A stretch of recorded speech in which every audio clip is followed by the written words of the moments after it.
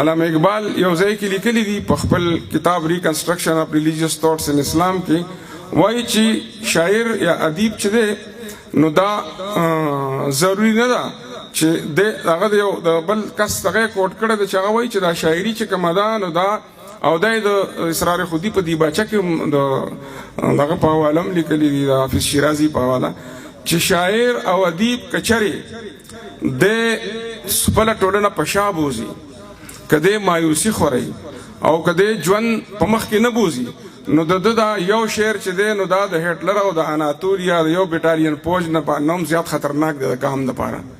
نو شاعر چې دی د په شاعرۍ کې امید پکار دی حرکت پکار دی حرارت پکار دی نو کله چې دی ژوند ته په دغه انداز ګوري نو دنه به شاعري هم دغسې راوځي چې دی کله ژوند ته د یو مضبوط چې څه قرآن وی وتواصوا بالحق وتواصوا بالصبر یعنی دی په حق ولاړي خو په صبر سره په استقامت سره چې دی هغه هر قسمه تکلیف برداشت کوي نو د دنه به شاعري هم بیا په دغه انداز کې راوځي او د په شاعرۍ کې امید هم شته د په شاعرۍ کې شوخي هم شته د په شاعرۍ کې رومان هم شته او د په شاعرۍ کې کامپالي هم شته نو زه ورته په دې کتاب باندې مبارکي وایم او د مشرانو خبره وشوه نو واقعي خپلو مشران زمونږ چې کوم قامي مشرانو زمونږ چې کوم روایتي مشرانو هغه ډېر لوی خلک وو هغه یې موږ له په هغه د وحشت په دور کې هم موږ له یو نظام راکړی د پښتونولۍ 15,000 کاله مخکې زمونږ نه د بلخ او بخارا نه چاپېره چې څوره هېوادونه هغې سره د ژوند یو نظام نو او هغه موږ له د پښتونولۍ په شکل کې باقاعده یو نظام راکړو په یې کې جرګه مرکه هم وه په یې کې ادارې هم وې په یې کې قدرونه هم او بیا چې زمونږ د کوم د پښتنو د خدای خدمتګار چې کوم یو ملګري دلته خبره وکړه هغه رښتیا خبره وکړه نو ماته د خپل پلار خبره یاده شوه چې زما پلار د خدای پاک ژوندی لري اوس هم د 100 کالو دی او ښه کلک مسلم لیګي دی دا بیا له خبره د زه نشته لریم نو هغه ماته یو ورځ وی چې هغه کله دې نه خبر شي چې دی شاعري کوي نو ماته وی چې بچې بل څه کار کوه دا کار چې دی نو دا مې خوښ نه دی ځکه چې ماته رهسیال سے معلوم دی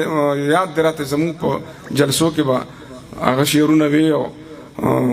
بعضې خلکو به ورټوم نو وی چې دا لار دې ښه نه ده دا بیا له خبره ده چې بیا کله وخت تېرېدو سره سره ورور هغه ته پته ولګېده چې نه دا شاعري داسې هم کېدی شي چې د کام نمایندګي وي پکې لا او چې حق سره ودرېدل پکې لا هم وي او دا هم هغه ولیدل چې لکه د دې شعر او د ادب په وجه باندې ما د یورپ په پوهنتونونو کې هم لیکچرې ورکړې هم د دې کامپالۍ د باچا خان بابا په موریدۍ کې او په دې شاعرۍ او په ادب کې نو زه دا ګڼم چې زمونږ مشران دوره هوښیارو چې یو خاطره صرف تاسو سره شریکوم چې عمرا خان بابا هغه خدای خدمتګارو چې خلکو به یو ډرامه کوله وي خان عبدالولي خان چې کله باتروم ته ته نو عمرا خان بابا ورپسې هم پاسېدل وي هغه ورته وي چې کېنه عمرا خانه دا واک اوټ نه دی زه باتروم ته ځم د هغه عمرا خان بابا سره ما د تنظیم رسالې دپاره مرکه کوله نو ما ورته وی چې بابا د جنگ عظیم او د ګریټ گیم په حواله ماته خبره وکړه نو هغه ماته وی چې بچې کله چې هټلر په روس حمله وکړه په سټالن نو موږ ته باچا خان بابا وی چې زمري په اتي حمله وکړه او زمری به خراب کړي نو بیا یې موږ ته وی چې دا زمری چې دی نو دی اوس چونکې زخمي زمری دی نو دی ادم خور شوی دی نو ماته عمرا خان بابا مخ راواړو بچې وي که چېرې هټلر لږ د سړي زیه وی او سټالن له لاس ورکړی وی نو دنیا به د روزویلټ او د چرچل نه خلاصه کړې وه زما دا خیال دی چې دا خبره اوس هم تاسو ته د پولیټیکل ساینس ډپارټمنټ د یونیورسټۍ چیرمین هم نشي کولی کومه خبره چې عمرا خان بابا هغه چې موږ ته په معروف معنو کې جټ یا نالوستی و دا د عمرا خان بابا خبره ده دا خبره ماته دغه کوله اکرم بابا چې کله پاکستان هم اټمي دماکه وکړه هندوستان هم نو ما ورته وی د ANP دفتر کې ناستو په صوابۍ کې ما ورته وی بابا دواړو ملکونو اټمي دماکې وکړې چاودنې وکړې ته څه وایې نو هغه ما ته وی بچې سمدستي سوچ پې نه وکړې بچې وی دغه چې دی یو دغه و د چرګ د په ډیران کې پنجې والې نو یې شاته لال لړکه نو زما په شان یو کټسری بابا ناستو نو هغه ورته وی چې و چرګه په ډیران کې به د لال نه قیمتي سي په دې صبر وکړه. نو هغه خپله پنجه ججورې ته ونیوله، وی چې بابا زما خو ججوره خالي ده، زه پکې د غنمو دانه ګورم، زه به لال ځان کې منډم. نو د هندوستان او د پاکستان د ولسونو ججورې خالي دي، ایله خو د غنمو دانې پکار دي، ډوډۍ ولا پکار دي، بمونه به ځان کې منډي. دا د هغه بل نالوستي بابا خبره. او بهرحال اوس راځم دی له چې دا خبره اوس داسې راټولوم چې تصور باندې خبرې وشوې. او تصور زمونږ د ډیر وخت، دا زمونږ تقریبا د 15 کالو یا نه دا تصور هم هغه وخت کې چې لا ځوان و،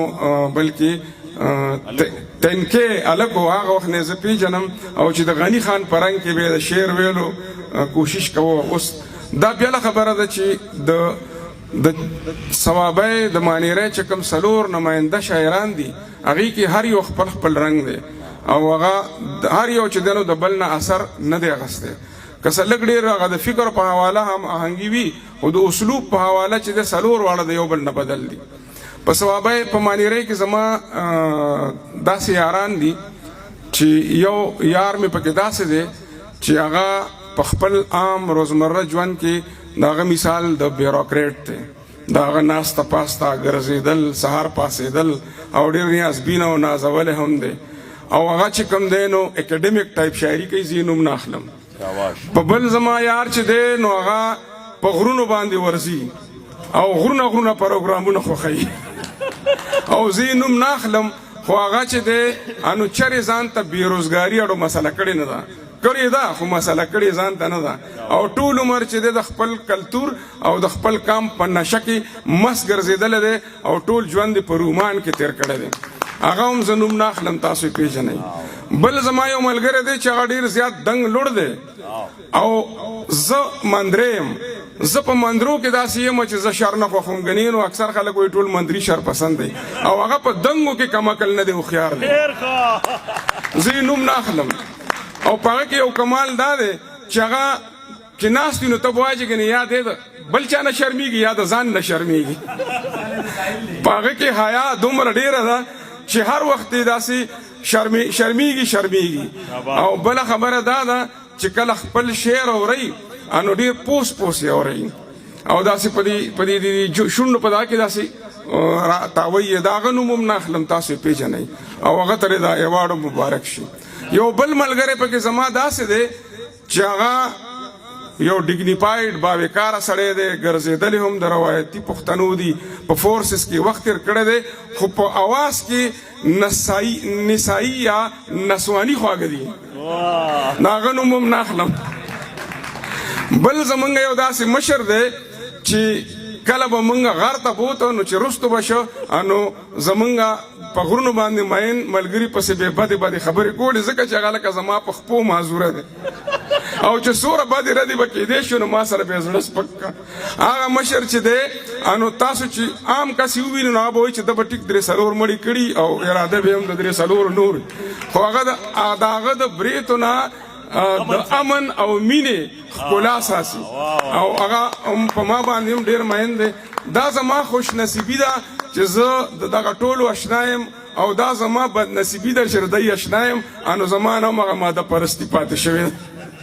بهرحال د تصور ته هم مبارکي وایم، او دی ته هم که څه داسې خبره خوا دې خوا شوي نور پکې هم شته، خو چونکه وخت لنډ تنګ دی، ګنې یو 2-3 نور ملګري هم شته. السلام علیکم.